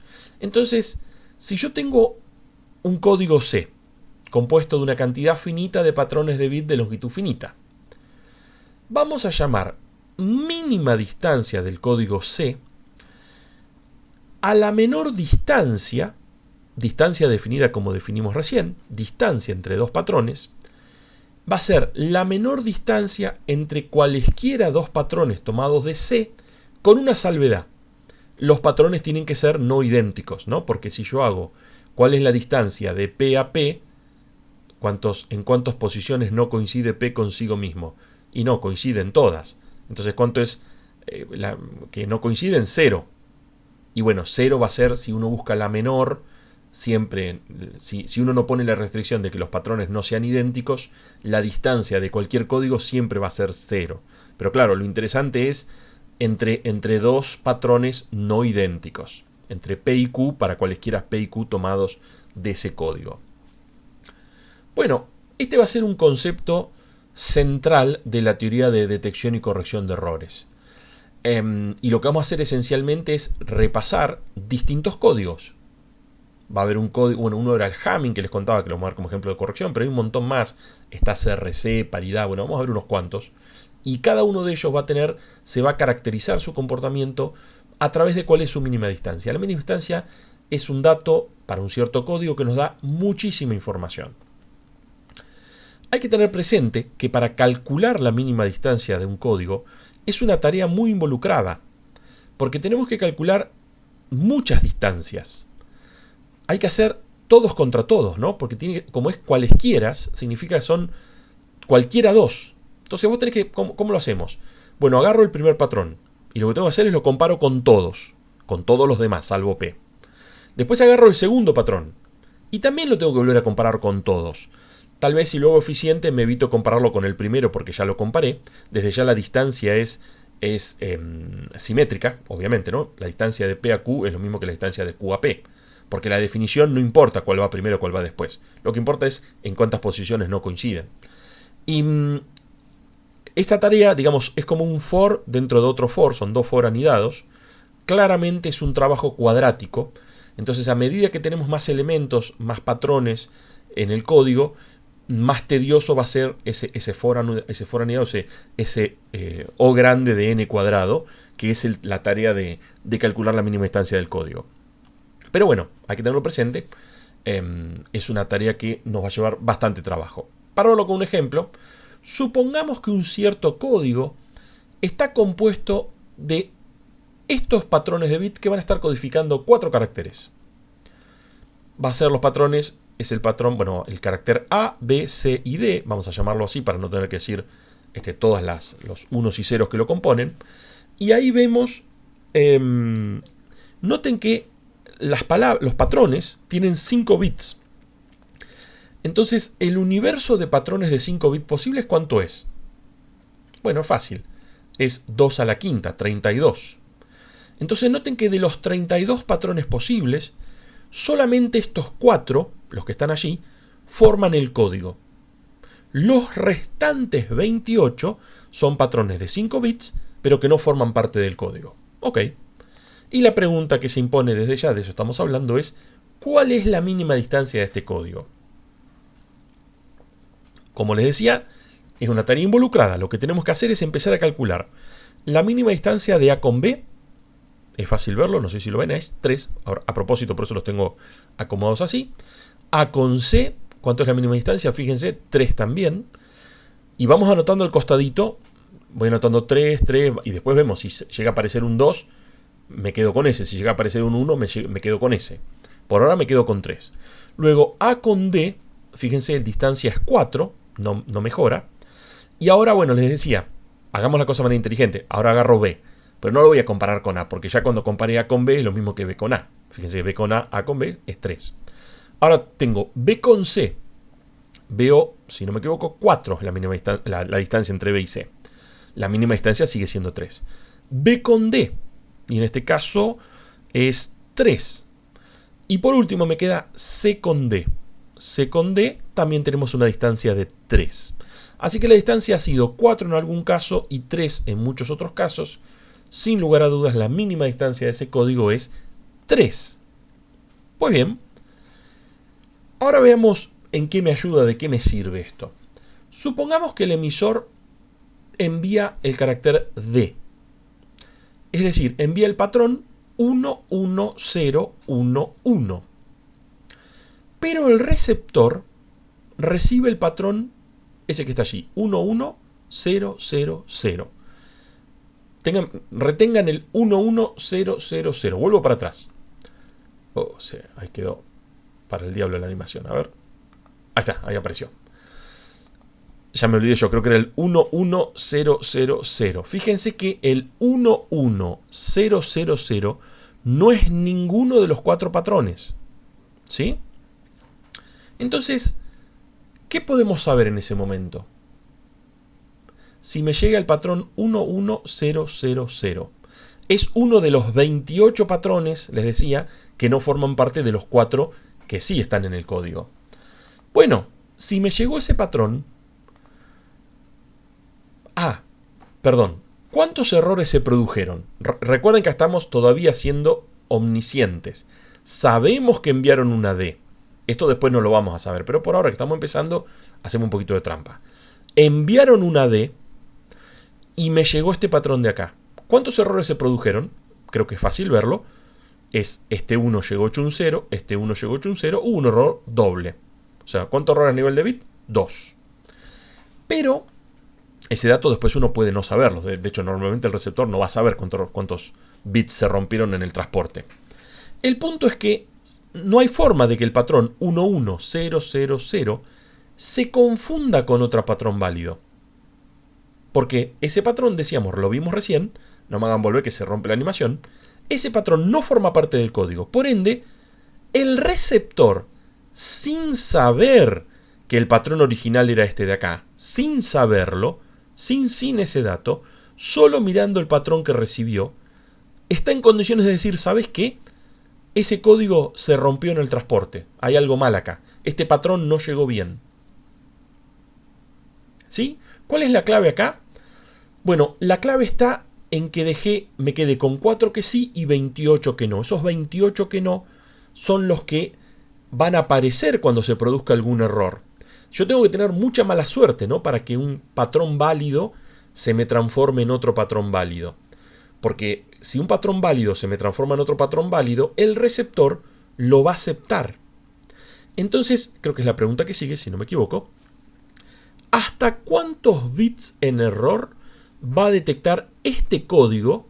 O, en general, un código cuya mínima distancia sea m. Fíjense que el código de recién tenía mínima distancia 3. Ahora, eso significa que un patrón válido, cambiándole 3 bits, se puede transformar en otro patrón válido, porque es la definición de distancia. Si vos tenés mala suerte y el error justo te cambia de un patrón válido los 3 bits que lo transforman en algún otro patrón válido, ¿qué va a pasar del lado del receptor? Lo va a aceptar. Ahora, esa es la mínima distancia. Entonces, un código en general cuya mínima distancia es m. Eso quiere decir que mientras que se produzcan una cantidad estrictamente menor a m, significa que ese patrón válido no se me va a transformar en otro patrón válido. Hasta se puede demostrar por el absurdo. ¿Me siguen?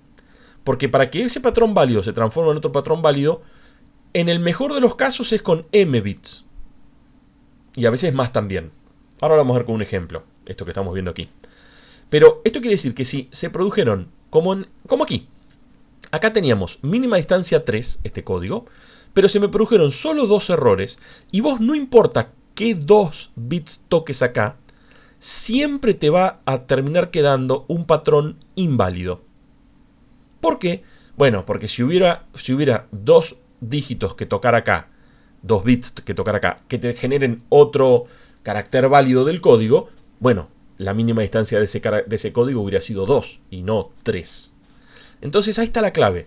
Va a detectar con una eficacia pero perfecta todos los errores a nivel de bit hasta m-1. O sea, estrictamente menor a m, ¿no? Hasta m-1, porque la cantidad de errores no es un número con coma, ¿no? Es un número entero. Va a detectar errores simples, dobles, triples, cuádruples, hasta errores de m-1 bits a la vez. Todos esos errores van a ser detectados por el código. Entonces, cuando te proponen un código detector de errores, lo único que uno tiene que preguntar, en algún punto vas a preguntar, bueno, ¿cómo funciona? ¿Cómo lo construyo? Pero la primera pregunta que hay que hacerse es, ajá, ¿y cuál es su mínima distancia? Y si te dicen tiene mínima distancia 22, ya te dijeron un montón de información. Te están diciendo que hasta 21 errores que se produzcan hasta 21, digamos, un error a nivel de bit de hasta 21 va a ser detectable. 20 va a ser detectable, 19 va a ser detectable. Todos van a ser detectables. Ya 22 no. Hay 22 porque cuando uno dice que un código detecta, por ejemplo, todos los errores simples, todos los errores dobles, estás diciendo eso. Detecta a todos los errores. No puede ser, no es válido que detecte algunos, a veces sí, a veces no. Si detecta a veces sí, a veces no, bueno, eso es tirar la moneda. Eso no es un código detector de errores. Veamos esta conclusión revisitando el código de recién, el código este de cuatro patrones. En general, podemos concluir lo siguiente. Si se produce una cantidad menor de errores que la mínima distancia de un cierto código, el error va a ser siempre detectado. El código es infalible, lo detecta siempre.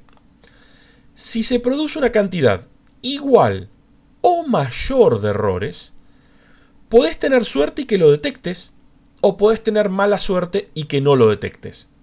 Entonces, cuando hablamos, nos va a interesar cuando el código es infalible, que no falla nunca.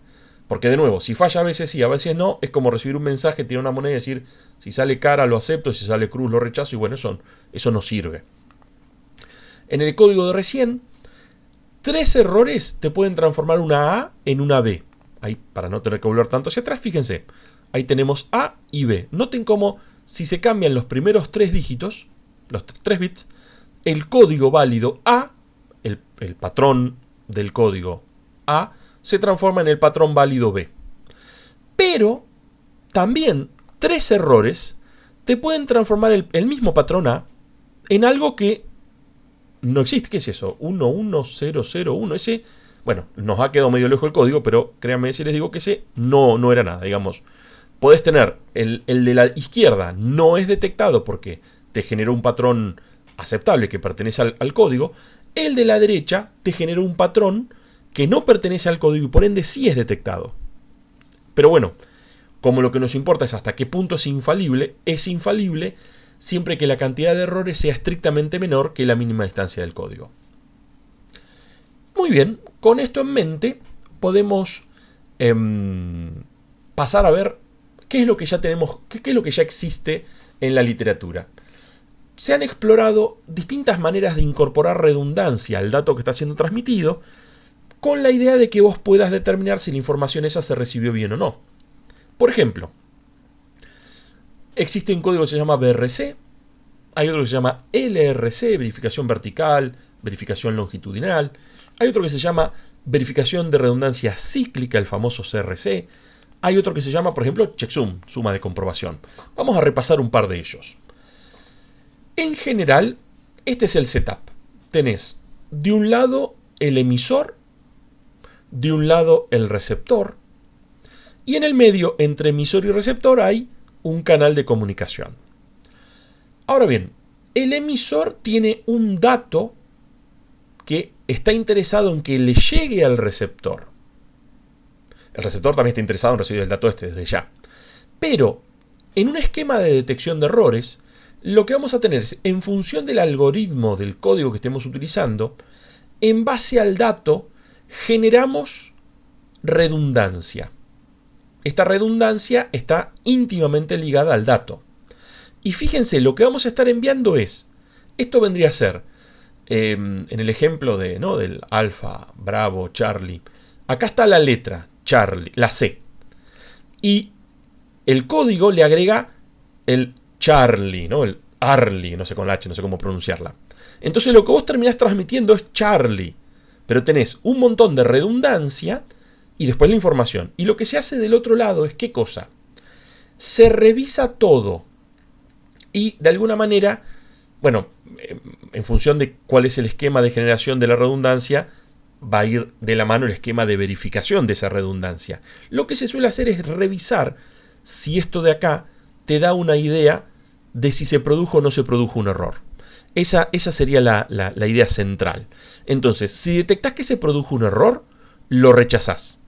Si detectás que está todo en orden, o sea que esta redundancia y estos datos son consistentes entre sí, bueno, lo que estás seguro es que se produjo una cantidad de errores estrictamente menor a tu mínima distancia. Es decir, es más, si lo estás aceptando, estás convencido de que hubo 0 errores. O hubo una cantidad de errores mayor que tu mínima distancia. En cuyo caso es como, no sé, pedirle peras al olmo, ¿no? O sea, vos no le podés pedir que detecte más errores que su mínima distancia. Hasta ahí llegamos. De hecho, hasta uno menos que su mínima distancia es donde llegamos con la certidumbre, el 100% de eficacia. Y esta generalidad, bueno, ahora lo que vamos a hacer es ir viendo en particular. Siempre vamos a estar viendo cómo se genera la redundancia y después cómo se verifica la redundancia del otro lado. Pero debemos hacer el intento de olvidarnos de cuál era el dato original. O sea, realmente, este dato de acá no lo tiene nadie, solamente lo tiene el emisor. No lo tiene el receptor. El receptor lo que tiene, ni siquiera tiene lo que sale del emisor. El receptor solo tiene lo que le llega a él. Y lo que le llega a él normalmente es, usualmente, lo que envió el emisor más un eventual error producto, bueno, del rayo, qué sé yo, ¿no? Las fuentes de interferencia y qué sé yo. Ok, empecemos por el esquema de redundancia más elemental de todos. Se llama paridad. Consiste en incorporar un bit, un solo dígito al dato a ser transmitido. El bit de paridad es un bit que va a tomar, como todo bit, el valor 0 o 1. Y la idea es, ¿cuál de los dos elijo? Bueno, voy a elegir el que haga satisfacer una restricción de paridad sobre el patrón de bit. El patrón de bit que va a ser el dato que me dieron sumado al bit de paridad. El bit de paridad sería el bit de la redundancia. Es un solo bit adicional. Los restantes bits del mensaje son los datos.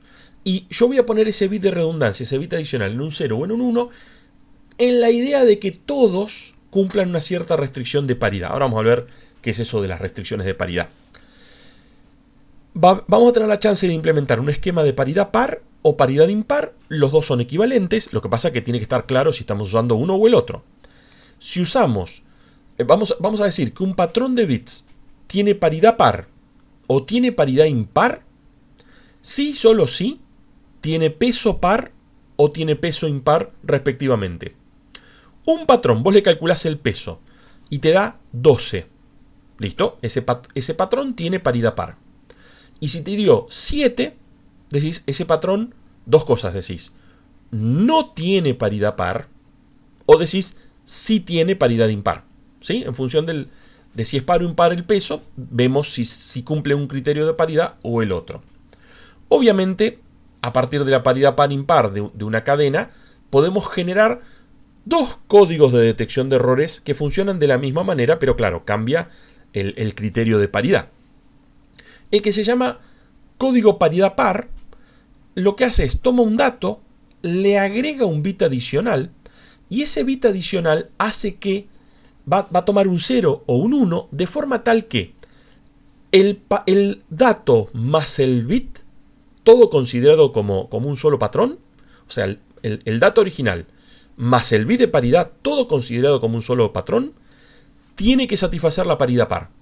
Obviamente está el código paridad impar, que es lo mismo, pero ahora el dato más el bit de paridad, considerado como un solo patrón, tiene que satisfacer la paridad impar.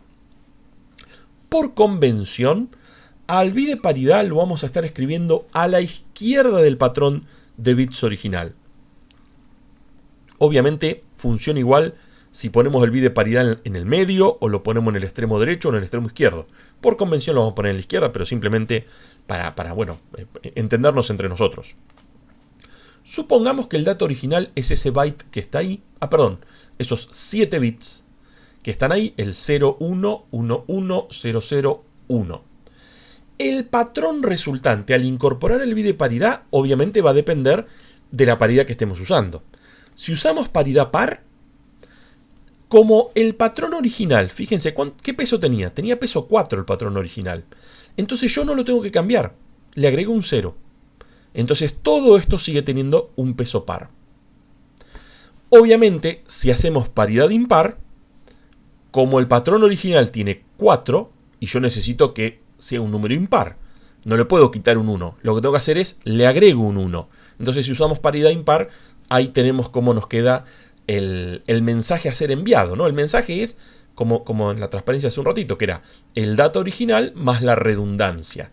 Ciertamente que cuando esto llega a destino, el bit de paridad no forma parte del mensaje, el bit de paridad se descarta. La redundancia es agregada por el emisor, es verificada por el receptor, pero no es entregada. Desde ya lo que se entrega es lo que importa que llegue a destino, que es el mensaje original. Bueno, ¿qué pasa si vos... esto es del lado del emisor, ahora estoy del lado del receptor.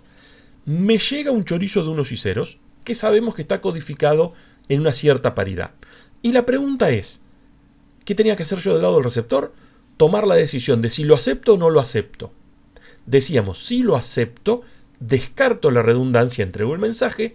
Si no lo acepto, descarto todo y posiblemente le aviso al emisor que detecté un error y retransmitímelo. Bueno, no, en función de si queremos retransmitir o no el mensaje original. Bueno, por ejemplo, si usamos paridad par, yo ahora estoy del lado del receptor. Esto es más creíble. No tengo idea cuál es el mensaje original. Me llegó esto. Me llegó este mensaje. Acá le puse... me sobra un 1. Bueno, no importa. Es otro mensaje. Este tiene un byte más un bit de paridad. Me sobra un dígito, digamos, si lo queríamos hacer parecido al ejemplo de acá atrás. Me llegó, por ejemplo, estoy con paridad par. Y me llega 8 ceros y el bit de paridad en 0. Le hago el peso a esta cadena completa. ¿Cuánto da? El peso de esta cadena es 0. El 0 es par, es aceptada. Pero si me llega a esta cadena de acá, esta cadena tiene 9 unos. Como 9 no es par, estamos usando paridad par, asumimos eso del lado del receptor. Bueno, esta cadena de acá se rechaza. ¿Puedo yo saber dónde está el error? No, simplemente sé que se produjo un error. O sea, porque llegó mal la paridad. Noten que puede haber sido que se me cambió el bit de paridad, pero también puede haber sido que se me cambió alguno de los bits del dato. El receptor no va a tener idea de dónde se produjo el error. Con este código, que es un código, que tiene mínima distancia 2, ¿se alcanza a ver por qué digo que tiene mínima distancia 2 el código de paridad? Ahora lo tengo en la próxima transparencia, pero bueno, lo podemos adelantar. Porque fíjense, si yo, este código es aceptado, pero si yo acá le meto 2 errores, o sea, estos dos los pongo en 1, también pasa a ser aceptado. O si le meto el primero un error, acá, un 1, pero también le meto un 1 acá. O sea, meto un error que se produzca en el bit de paridad y un error en el dato. Y también es aceptado. Bueno, ¿por qué pasa esto? Y porque la redundancia más el dato viajan por el mismo medio. Y no tengo forma yo de distinguir si el error... cuando hay un error, el error se produce donde se produce. No es, no, va a afectar solo el dato. No, va a afectar solo la redundancia. Los códigos tienen que contemplar que se produzcan errores sobre los bits de redundancia también. De hecho, lo hacen y no hay ningún inconveniente. Entonces, hagamos el análisis de este pequeño código que vimos recién. Su mínima distancia es 2, por ende, ¿cuál es su capacidad de detección? Bueno, detecta absolutamente todos los errores simples. Ya los errores dobles no los detecta, de hecho, errores dobles no detecta ninguno. Increíblemente detecta los errores triples. Pero bueno, ya al no haber detectado... ¿Me siguen el por qué? Porque si hay 3 errores, el bit de paridad va a quedar chueco y lo va a detectar. Lo que pasa es que al no detectar los errores dobles, paridad no me va a servir como código detector de errores triples, aunque detecta todos los errores triples. El problema es que no detecta ninguno de los errores dobles. Entonces, sinceramente, solo me sirve para detectar errores simples. ¿Dependerá la capacidad de detección del esquema de paridad elegido? La respuesta es no, porque es de mínima distancia 2 paridad par y también es de mínima distancia 2 paridad impar. ¿Será capaz de detectar errores en ráfaga? Bueno, este fue un código creado para detectar errores a nivel de bit.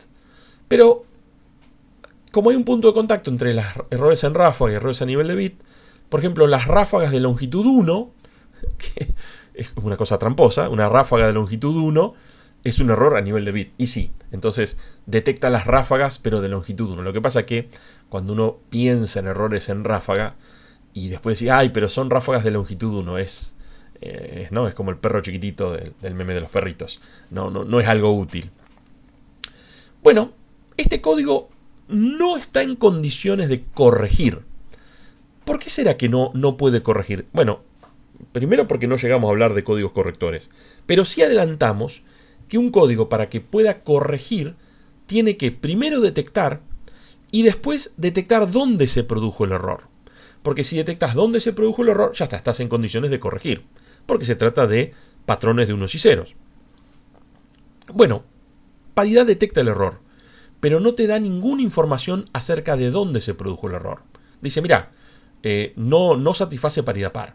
Hubo un error. Ahora, ¿dónde se produjo el error? No tengo idea. O sea, ahí el código se baja, dice, hasta acá llegamos. Bueno, está bien, más adelante vamos a ver otros códigos que son para corregir. Ciertamente paridad no va a ser uno de ellos. Al menos paridad par, paridad impar. Y la última. Siempre es una pregunta que nos vamos a estar haciendo. La hacemos en todo contexto, pero acá en particular con los códigos detectores y correctores de error lo vamos a hacer en particular. La pregunta que se impone es qué tan fácil o qué tan difícil es implementarlo en hardware. ¿Y por qué? Bueno, porque se utilizan adaptadores para conectarnos por ejemplo, a la red Wi-Fi o para hacer comunicación sobre largas distancias. Y como somos conscientes que se pueden producir errores, muchas veces es interesante que la detección de los errores sea a nivel de hardware, para que sea más eficiente, para no estar molestando tanto al CPU. Y bueno, entonces, si en particular hay dos códigos y uno de ellos es más fácil de implementar en hardware que el otro, ahí se nos inclina la balanza a favor siempre del que resulte más fácil de implementar en hardware. ¿Y qué opinan de paridad? Bueno, paridad lo que tiene que hacer es contar la cantidad de unos que hay en un patrón. Y la verdad que contar la cantidad de unos que hay en un patrón es algo muy fácil. Lo que tenés que hacer es sumar. Sumás los dígitos del número, los bits del número, y no te importa contar exactamente la cantidad de unos que tiene. O sea, no es ¿cómo hacemos los humanos? Decimos, uy, mira, son 6. Como 6 es par, ya está. Si vos escribís al 6 en binario, lo único que te importa es el último dígito. O sea, haces una suma de los dígitos del patrón, descartando el carry out. Cuando hay overflow, lo descartás el carry out. Lo descartás. Siempre te quedas con el último dígito. Y solo mirando el último dígito te da, bueno, si te da 0 es que satisface paridad par, si te da 1 es que satisface paridad impar. Y uno lo tomará el que fuera. O sea, es decir, con un XOR, o lo que se llama un semisumador, ya con eso me alcanza y me sobra. Con un medio sumador me alcanza y me sobra para calcular paridad par o paridad impar. La verdad, muy, muy económico de implementar en hardware. Bueno, fue un fiasco tratar de usar paridad para detectar errores en ráfaga. Pero los errores en ráfaga eran muy frecuentes, sobre todo al utilizar unidades de cinta abierta, que eran una forma de almacenamiento de información en las primeras computadoras. En una unidad de cinta abierta, una unidad de cinta, el cabezal de escritura está fijo y lo que se mueve es el sustrato donde uno escribe. En este caso era como un cassette, como una cinta. Y en ese caso de dispositivos era muy frecuente los errores en ráfaga. Por ejemplo, si la cinta se corría y pasaba chueca, el cabezal estaba escribiendo los unos y ceros, pero la cinta se había corrido y como que los unos y ceros se caían al piso, no quedaban en la cinta. Entonces y hasta que uno lo acomodaba, bueno, ahí se habían producido por ahí 25 errores en ráfaga, en 25 unos y ceros que van a estar en error cuando después sean leídos. Así que ahí aparece la idea del código BRC y el LRC. La idea es agregar, en el caso del BRC, es un bit de paridad en cada unidad, en cada paquetito de datos. La idea sería que en ese caso la cantidad de bits prendidos en la unidad de datos más el bit de paridad sea par o impar en función de la paridad adoptada. Es decir, pero esto no es paridad. Sí, pero un momento. Ahora, para que sea un código BRC, es hacerle paridad a cada paquetito de datos. Y el paquetito de datos puede ser arbitrariamente grande o arbitrariamente pequeño. De hecho, por lo general eran 7 bits y el octavo era la paridad de esos 7 bits. Y si después venían otros 7 bits más, que era el próximo carácter guardado en la cinta, ahí también se le ponía un bit de paridad propio para el siguiente carácter. Y bueno, si vos tenías un texto de 1000 caracteres, tenías como 1000 bits de paridad. O sea, la verdad que era una situación un poco mejor que la que teníamos al usar un solo bit de paridad para 1000 caracteres. Es como que cada carácter ahora tenía su propio bit de paridad. Este código se utilizaba en las cintas, y la cinta en este caso grababa cada paquetito. Si la cinta pasa horizontal, el cabezal grababa el paquetito vertical. De allí su nombre, pues se llama Vertical Redundancy Check, BRC, porque del paquetito de datos que grababa vertical, al final del paquetito ponía un bit de paridad. Y se lo conoce también como TRC, porque como la cinta se movía horizontal, pero el paquetito se escribía vertical, era transversal. No era en el sentido de circulación, sino como que era... Es más, se podría haber llamado PRC, Redundancy Check perpendicular, pero bueno, no lo googleé, ese no lo usaron. El que más pegó es BRC. Pero, ¿por qué? Bueno, porque por cada paquetito se ponía que iba vertical, se ponía un bit de paridad. La idea, la mejora, lo que les contaba recién, es un bit de paridad por cada paquetito de datos en lugar de un solo bit para todo el mensaje. Obviamente había mucho más redundancia, porque había más. Antes decíamos un bit de paridad para un mensaje de 1000 letras, ahora son 1000 bits de paridad.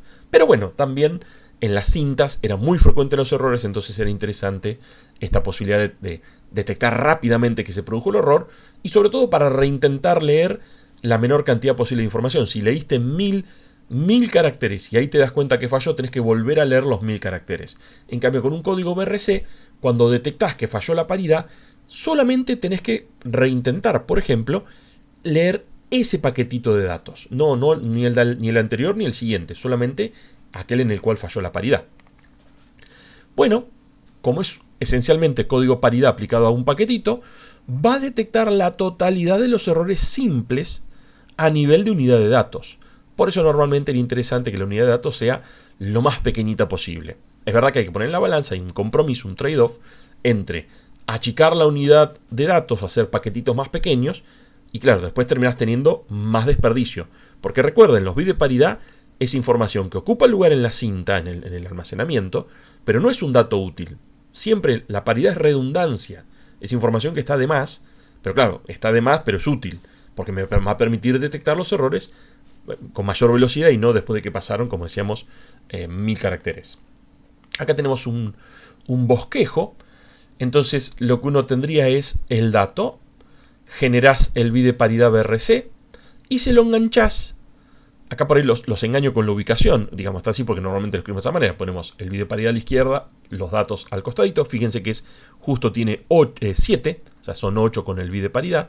Esto normalmente es lo que después iba a ser grabado en la cinta como de manera parada. ¿Y qué pasa cuando uno lo lee? Lo que haces es muy simple. Lees el paquetito que sería la unidad de datos más el bit BRC, y lo que haces es verificar que la cantidad de 1 sea par. En este caso estamos asumiendo paridad par, y tenemos 1, 2, 3, 4, aceptado. Este dato de acá es entregado. Si queríamos extender a paridad para que detecte ráfagas, la verdad que no nos salió bien, porque sigue detectando errores a nivel de bit. Todos los errores simples a nivel de paquete de datos, de unidad de datos, pero bueno, pero no estoy logrando detectar errores en ráfaga. Y recién decíamos, en las unidades de cinta eran más frecuentes los errores en ráfaga que a nivel de bit. Es verdad. Para eso aparece el código LRC, que en lugar de ser vertical o perpendicular, como me gusta decir a mí, este código LRC es longitudinal, es en el sentido del avance de la cinta. Es la misma idea del código BRC, pero en lugar de hacer la paridad vertical, por así decirlo, la hace horizontal. Creo que se impone... claro, bueno, acá lo tenemos hecho transformado en una cinta. Y, ¿qué está pasando acá? Miren, los datos van acá, van uno tras del otro. Aparentemente no hay redundancia en los datos. Y después viene un paquetito de datos que son todos los dígitos redundancia. ¿Sí? Y entonces, ¿cómo se calcula la redundancia esta de acá? Bueno, es así. Tomás, por ejemplo, para 4, tomas el primero, el primero, el primero y el primero. Y si hacemos paridad par, iban 3 unos, le pongo un 1. Tomamos el segundo, 1, 2, no necesito más, va un 0. Tomamos el tercero, 1, 2, 3, necesito un 1, ¿sí? Vamos haciendo por eso se habla de paridad longitudinal, porque es horizontal la paridad. Ponemos la paridad, va todo acá en un paquetito de datos, y después van las unidades de datos sin redundancia. La redundancia está toda junta.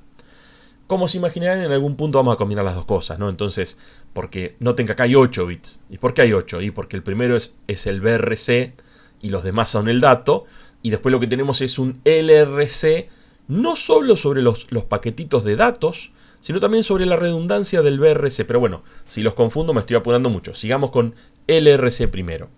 ¿Qué vamos a lograr gracias al LRC? Con LRC lo que logramos es alejar la redundancia. Entonces, si se me llega a producir un error en ráfaga por acá, y me afecta, por ejemplo, una ráfaga de 4, estos 4 bits afecta. Noten que esa ráfaga de longitud 4, que es suficiente para que BRC no lo detecte. Porque, por ejemplo, si se me rompió este bit de BRC, no, como se me rompieron 2, este no se da cuenta, y acá como se me rompieron 2, este no se da cuenta. Una ráfaga rompe a BRC, pero LRC, como la redundancia se la llevó lejos, y se me rompieron nada más el último y el anteúltimo, bueno, este bit va a estar mal, este bit va a estar mal. O sea, el LRC va a estar detectando una ráfaga en error. ¿Hasta qué longitud? Por ahí me estoy apurando, viene más adelante la pregunta. ¿Hasta qué longitud de ráfaga detecta el LRC? Bueno, tiene que ser una longitud menor a lo que es el paquetito de datos.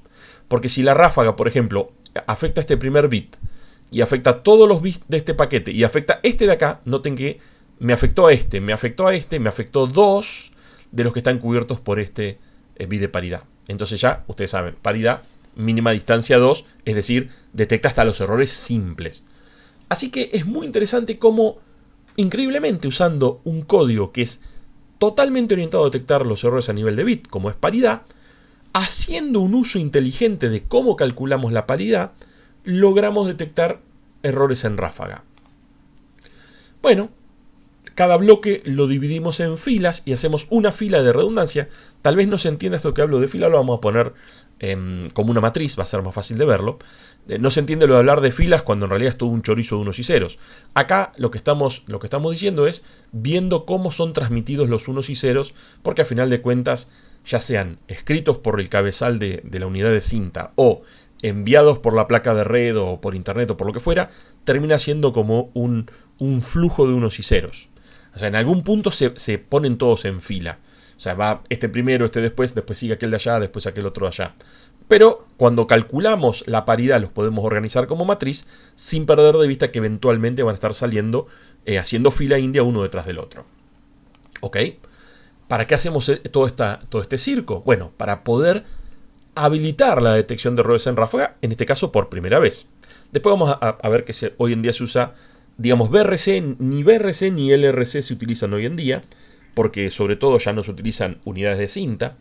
pero también porque en el interín se inventó un código mucho más adecuado para detectar errores en ráfaga, que es el famoso código CRC, del cual vamos a hablar largo y entendido en la segunda parte de este módulo. Veamos un ejemplo. Quiero transmitir usando LRC con paridad par el mensaje hola codificado en ASCII extendido. Si se fijan, bueno, HOLA todo en mayúscula, acá hay un 65, bueno, y cada uno de estos son las letras que correspondan. Me acuerdo que la de 65 nomás, pero estas son, si se fijan, una tabla ASCII para la manera que coinciden. ¿Y qué es esto que está acá abajo en rojo? Bueno, es el código LRC, porque se calcula así: sobre el primer bit del mensaje, sobre el primer bit de la codificación en ASCII del mensaje, sobre el segundo bit, sobre el tercer bit, sobre el cuarto bit, sobre el quinto bit. Noten que estamos usando, como dice aquí, paridad par. Entonces ahí hay 4, le pongo un 0, acá hay 3, le pongo un 1. Pueden ir revisando que está bien calculado. Pero ahí lo tenemos matricialmente. Pero no hay que perder de vista de que esto, de nuevo, cuando sea transmitido, va a ser transmitido en fila india de bits. Un 1, un 0, uno atrás del otro. Entonces, esta matriz, ¿cómo termina siendo transmitido? Bueno, puede ser que sea transmitido de acá para acá o de acá para acá, pero seguro que va la H primero. Supongamos que esto es simplemente una convención. Supongamos que venimos de acá para acá. Entonces se va a transmitir 0, 0, 0, 1, 0, 0, 1, 0. ¿Y dónde seguimos? Acá. 1, 1, 1, dale que va. Eventualmente llegamos acá. Y cuando llegamos a este, ¿después qué sigue? Este. 0, 1, 0, 1, ¿no? O sea, se transmite todo el mensaje y eventualmente el bloquecito con las paridades LRC. Bueno, está un poco más involucrado que BRC, así que se impone hacer un análisis de hasta dónde podemos llegar con este código. Y, ok, el análisis es un poquito más complicado, producto de la manera en la cual ordenamos los bits del mensaje cuando es transmitido. A nivel de bit, este código detecta correctamente a los sumo errores simples. Es verdad, porque es un bit de paridad sobre alguna partecita de los paquetitos de datos precedentes, o bueno, sí, típicamente los que vinieron antes. Pero esa organización nos permite detectar errores en ráfaga. ¿Hasta qué punto? Bueno, hasta una ráfaga de longitud, la cantidad de bits que tiene la unidad de datos. En el caso de recién que usábamos ASCII extendido, bueno, son 8 bits, va a detectar cualquier ráfaga en error de hasta 8, de tamaño hasta 8. Ya una ráfaga de 9 puede que no la detecte, en fin, ahí nos metemos en problemas. Recuerden que decimos que detecta una ráfaga de tal longitud cuando es infalible con las ráfagas de esa longitud, ¿sí? O sea, lo mismo con los errores a nivel de bit. Cuando deja de ser infalible, si detecta el 99% de los errores y se le escapa el 1, bueno, no me sirve. Me importa hasta dónde llega siendo impecable, 100% de eficacia. Y un poco lo que les adelantaba hace un ratito, la idea, lo que se hizo en las unidades de cinta era combinar las dos nociones, combinar BRC con LRC. Y acá lo tengo dibujado matricialmente, como se guardaba realmente en la cinta. Para allá avanzaba la cinta y verticalmente estaba el cabezal.